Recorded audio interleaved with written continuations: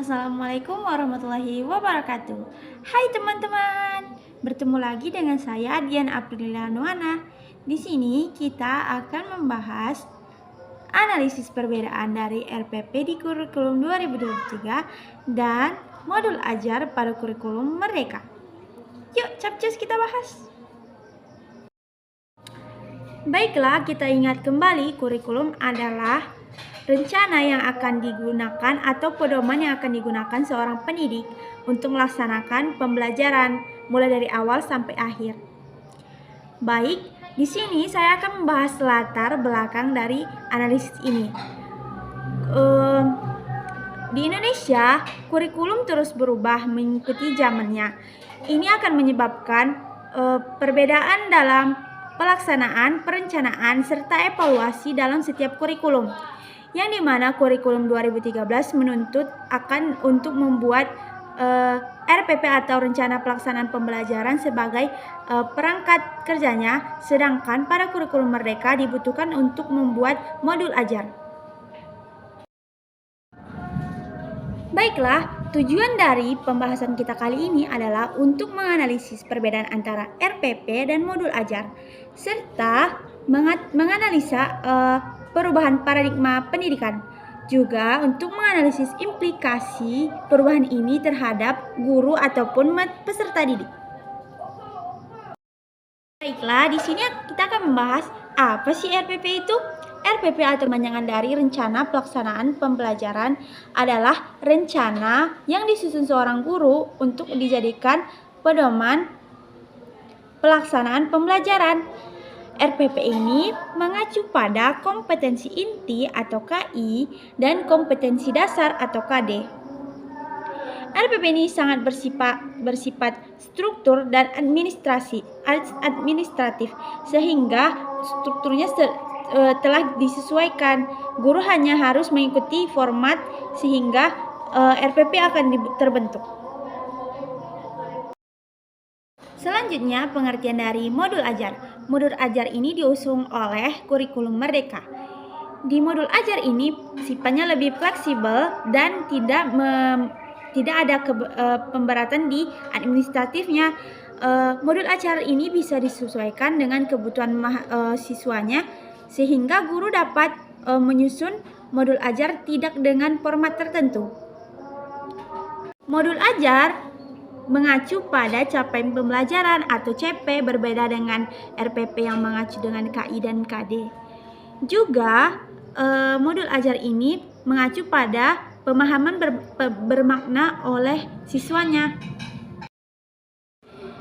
Dasar kurikulum RPP ialah KI dan KD dan pembelajaran berbasis materi. Sedangkan untuk modul ajar, dasar kurikulumnya yaitu capaian pembelajaran atau CP, fokusnya pada kompetensi utuh dan karakter.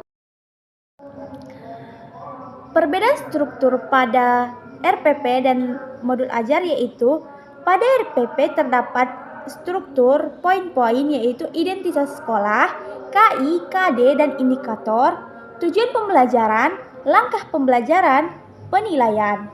Sedangkan pada modul ajar terdapat informasi umum, KD dan KI yang ada di RPP diubah menjadi CP dan tujuan pembelajaran. Selanjutnya ada pemahaman bermakna, pertanyaan pemantik, asesmen, dan refleksi. Terus bagaimana dengan peran guru? Perbedaan peran guru di kurikulum 2013 dan kurikulum Merdeka sangat mencolok. Di kurikulum 2013, guru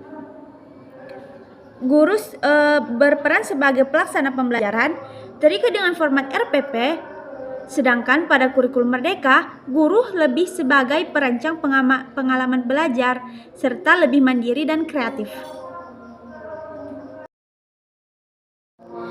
Pendekatan pembelajaran dari kurikulum 2013 dan kurikulum Merdeka juga berbeda. Di kurikulum 2013, pendekatannya dengan menggunakan pendekatan saintifik atau 5M, serta cenderung seragam yang membuat pembelajaran menjadi lebih monoton. Sedangkan pada kurikulum Merdeka, pendekatan pembelajarannya bisa diferensiasi berdasarkan karakteristik dan kebutuhan siswa, misalkan pada project based learning atau secara kontekstual dan fleksibel. Pada proses evaluasi juga berbeda.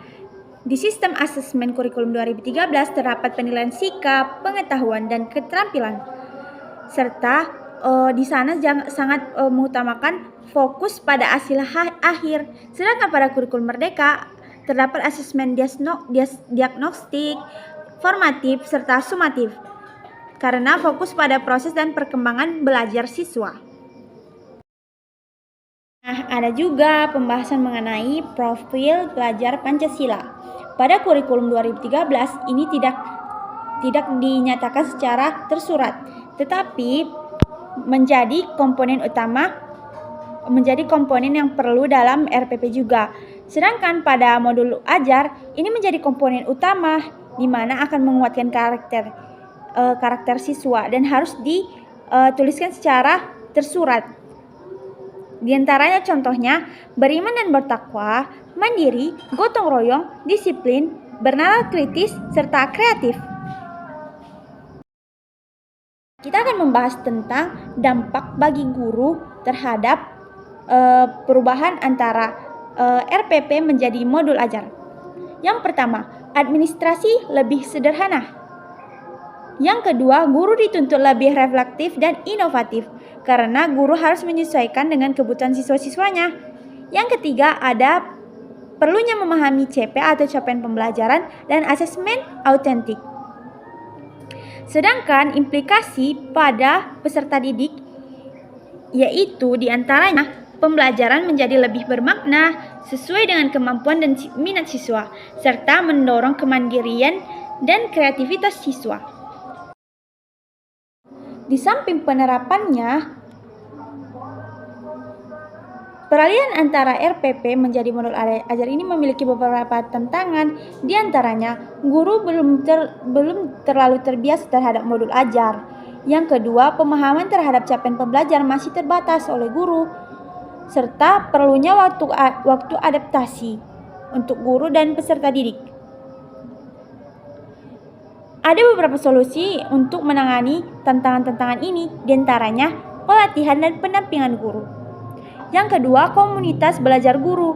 Guru harus bisa berkolaborasi dengan guru-guru lain atau komunitas lain sehingga dia dapat meningkatkan pengetahuannya terhadap modul ajar. Yang ketiga, pemanfaatan platform Merdeka Belajar. Kesimpulannya, RPP pada kurikulum 2013 dan modul ajar pada kurikulum Merdeka memiliki perbedaan mendasar. Kurikulum Merdeka lebih fleksibel dan berpusat pada peserta didik, sedang modul ajar mendorong pembelajaran bermakna dan kontekstual. Sedangkan pada RPP lebih administratif dan struktural, sehingga guru dituntut untuk terus mampu mengikuti struktur atau format yang telah ditentukan. Nah, mungkin sekian yang dapat saya sampaikan. Kurang dan janggalnya saya mohon maaf. Kepada Allah saya mohon ampun. Wabillahi taufiq wal hidayah. Wassalamualaikum warahmatullahi wabarakatuh.